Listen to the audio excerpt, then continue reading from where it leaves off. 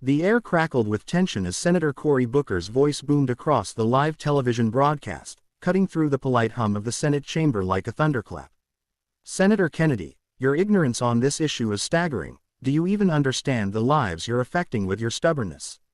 The words hung heavy, a public slap delivered with the precision of a seasoned orator, aimed squarely at Louisiana's Senator John Kennedy, a man known for his folksy charm but unyielding principles.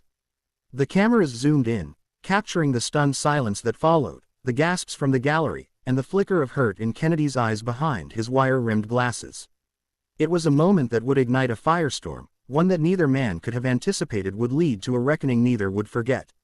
Cory Booker, a fiery advocate for social justice with a past as Newark's mayor, had been pushing hard against a controversial bill that threatened to slash funding for Medicaid, a lifeline for millions, including many in his home state of New Jersey.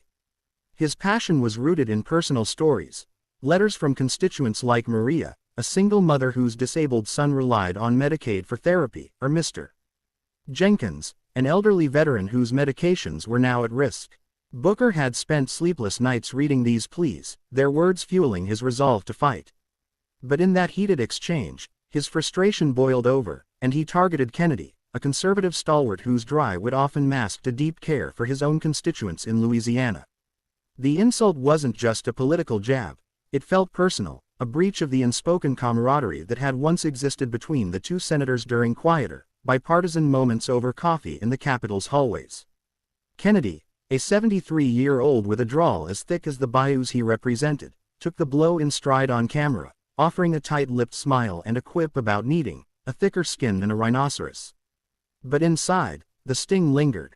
He retreated to his office that night, the weight of Booker's words echoing as he stared at a framed photo of his late sister, Clara, who had battled illness with little support before Medicaid existed. Her memory drove his politics, a desire to protect the vulnerable, even if his methods clashed with Booker's. Determined to respond, Kennedy spent the next day crafting a speech, not with anger, but with a raw, emotional honesty he rarely showed. He gathered stories from his own state. A fisherman named Ray who lost his leg to diabetes but kept his dignity thanks to Medicaid, and a young mother, Lisa, who credited the program with saving her newborn's life. These were his people, and he would defend them. The following day, the Senate floor buzzed with anticipation as Kennedy took the podium. His voice, usually laced with humor, trembled slightly as he began. "I've been called many things in this chamber, but yesterday's words cut deeper because they questioned my heart," he started, his eyes scanning the room until they met Booker's. "Cory, I know you fight for the least of these, I've seen it. But let me tell you about my Louisiana, where folks like Ray and Lisa depend on the same system you do." He recounted their struggles, his voice breaking as he described Lisa's tears when she learned her baby would survive. The chamber fell silent, the partisan divide blurring as senators from both sides leaned in. Kennedy's speech wasn't a rebuttal, it was a bridge, an appeal to shared humanity. He concluded, "We can disagree on how to fix this, but let's not forget why we're here, to serve, not to wound." Booker sat motionless, the weight of his earlier words crashing down. As Kennedy spoke, memories flooded back, of his own father's battle with Parkinson's. Of the nights he'd held his hand, promising to fight for others in the same boat. The insult he'd hurled at Kennedy now felt like a betrayal of that promise. When Kennedy finished, the applause was thunderous, but Booker's hand stayed in his lap. He felt a lump rise in his throat, regret gnawing at him. Later, in a private corridor, he approached Kennedy, his usual confidence replaced by vulnerability. "John, I was wrong," he admitted, his voice low. "I let my anger get the better of me. I see your heart now, and I'm sorry." Kennedy, wiping a tear from his eye, nodded. "We're both here for the same reason, Cory. Let's figure this out together." The resolution came slowly but surely.